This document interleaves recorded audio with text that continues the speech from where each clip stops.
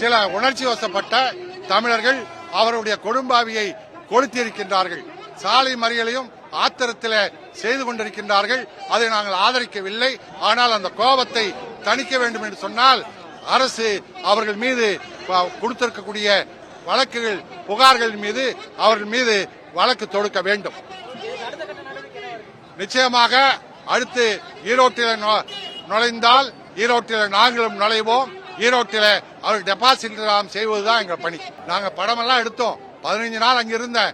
ஒரு வாரம் அவரோடு இருந்தோம். அவர் நின்று படம் எடுக்கும் போது அவர் என்னை விட ஏறக்குறைய 15 வயசு குறைஞ்சவர். ஆனாலும் நான் அந்த தலைவர் மாபெரும் தலைவருக்கு முன்னாடி தொட்டு நிற்பதற்கு அருகதை இல்லை என்று நான் தள்ளி நிற்பேன். அண்ணன் வைகோ அவரிடம் தள்ளி நிற்பார். திருமாவளவன் தள்ளி நின்று போட்டோ எடுத்திருப்பாரு. கொளத்தூர் மணி தள்ளி நின்று போட்டோ எடுத்திருப்பார். காரணம், அப்படிப்பட்ட ஒரு கொரில்லா போர் தலைவனை உலகத்தில் எங்கும் பார்க்க முடியாது. அந்த மரியாதை எங்களுக்கு இருக்கு.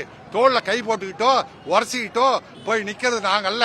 ஏன்னா அது நிச்சயம் அது போலியான படம். செய்திகளை உடனுக்குடனும் துல்லியமாகவும் தெரிந்து கொள்ள சப்ஸ்கிரைப் பண்ணுங்க.